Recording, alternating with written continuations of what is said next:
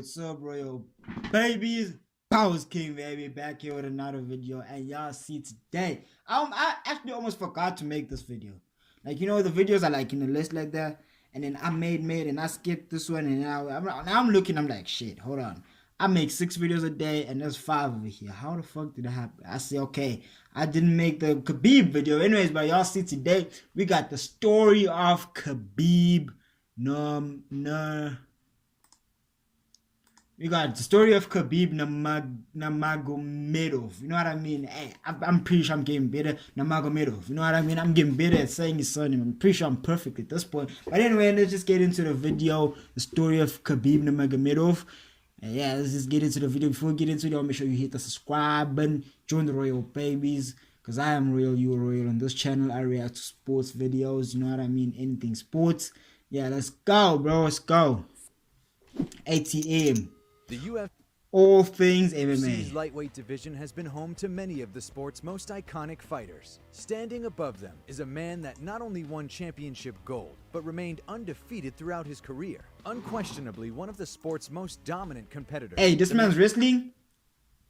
Crazy. And nicknamed the Eagle, overcame every challenge put in front of him inside the cage. Though he may never return to the octagon, the legacy of Khabib Nurmagomedov is already written in the history books. Hey, no cap, bro. You leave at your peak. You leave when you the perfect person. Like, you retire at the top so that you leave a legacy of, like, no mistakes. You know what I mean? Because if you stay there for too long, bro, everyone at the top, if they stay for too long, they're gonna come down. You know what I mean? Something's gonna happen. So you don't want to be remembered for coming back down.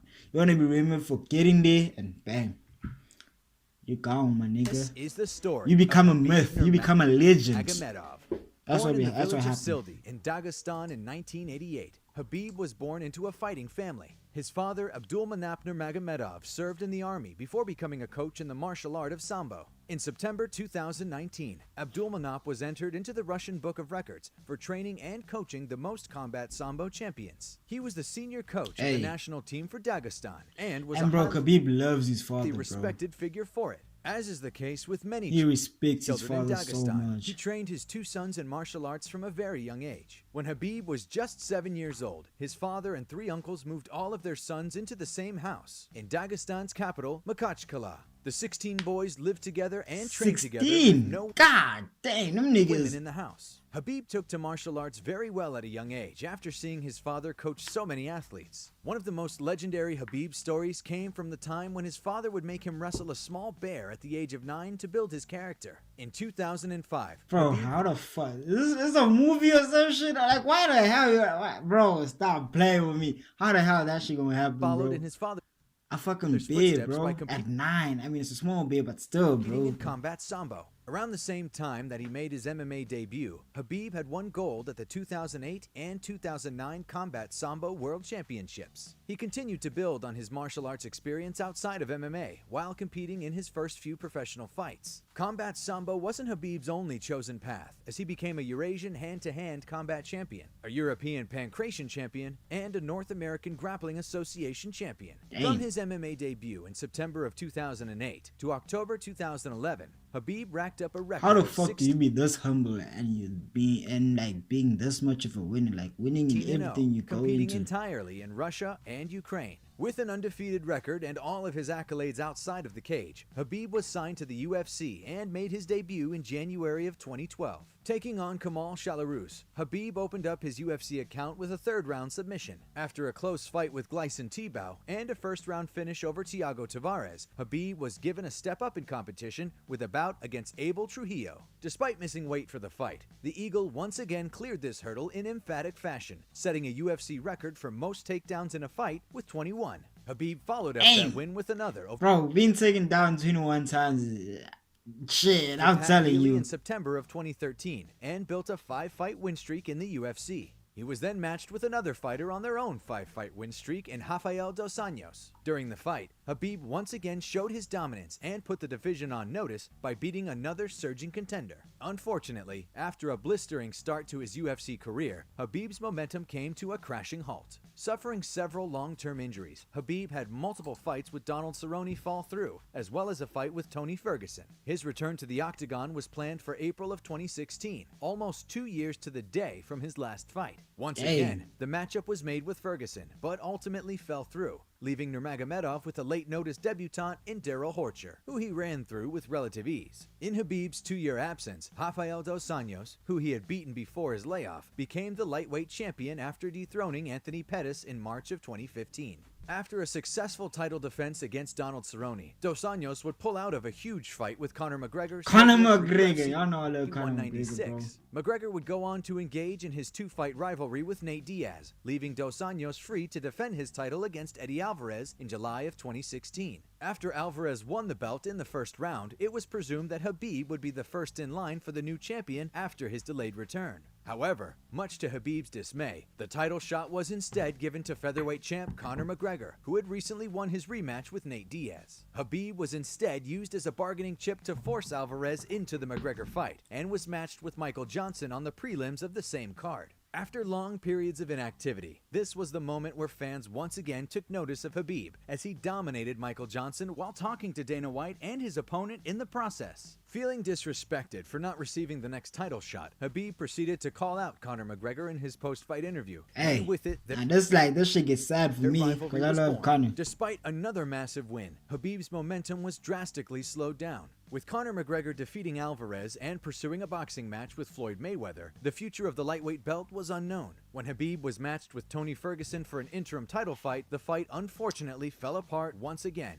Khabib pulled out of the bout after he fell ill during his weight cut, and he would stay inactive for another full year before returning to defeat Edson Barbosa in December of 2017. After years of waiting, Khabib would finally get his shot at UFC Gold at UFC 223. For the 4th time, a fight with Tony Ferguson would be made and canceled as Ferguson pulled out with an injury. After several opponent changes seemed to be taking place before they were also canceled, Khabib took on lightweight veteran Al Iaquinta, dominating the fight and becoming the first Muslim to win a UFC title. While it was he's Muslim. I remember him talking about how Conor McGregor was making fun of his religion, and I was like confused, like, what religion? You know what I mean? Like, you know what I mean?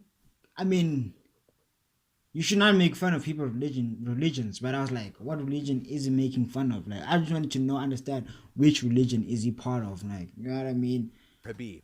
I don't know if you know what I mean, bro. The achievement was overshadowed by the infamous bus attack from Conor McGregor just a few days prior. The attack came in retaliation after Khabib had slapped Conor's teammate in a hotel lobby, taking the ongoing rivalry between Khabib and the Irishman to a whole new level. With this bad blood came the biggest fight in UFC history. After years of build-up, the highly anticipated grudge match between Conor and Khabib was booked for UFC 229. Bro, did that man just shut his eyes, bro? Listen, bro, when y'all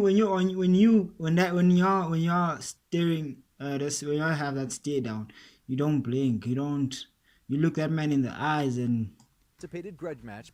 Look at this man, bro. Come on, Conor, bro. But I still fuck with Conor. Khabib, he closes his eyes, was booked bro. for UFC 229 in October of 2018. The event currently sits as the 3rd best-selling pay-per-view event of all time and saw Khabib reach completely new levels of fame after defeating his most intense rival with a 4th-round submission. From here, Khabib became one of the sport's biggest... Bro, niggas are laughing at me at school, bro. They were like, because I kept on saying, hey, Conor McGregor's gonna win this stars shit, and the most followed. I was like the whole joke of the month, my nigga. Partially due to the part he played in the UFC's biggest ever rivalry, but also for his antics after the fight. Not ready to bury the hatchet after the war of words, Khabib jumped the cage after the fight and kicked off a brawl that shook up the entire MMA world. After being fined and suspended from competing in Las Vegas due to the brawl he started, Khabib vowed to never fight there again. Instead, his next title fight was booked for UFC 242 in September of 2019, in what would be a huge moment for the champion, competing in Abu Dhabi, where his father and head coach would be able to stand by him. Since his father had not been able to travel with him for his bouts in the US, this event marked one of the most important fights in Khabib's career. With his father and fans present, Khabib produced another incredible performance, submitting interim champ Dustin Poirier in the third round. I mean, hey, Dustin Poirier is a whole nother man to stop playing. Like, these niggas, like, they might be losing to each other and all that, but these people, like, are some big people. Yeah, I mean, these are big people in this shit.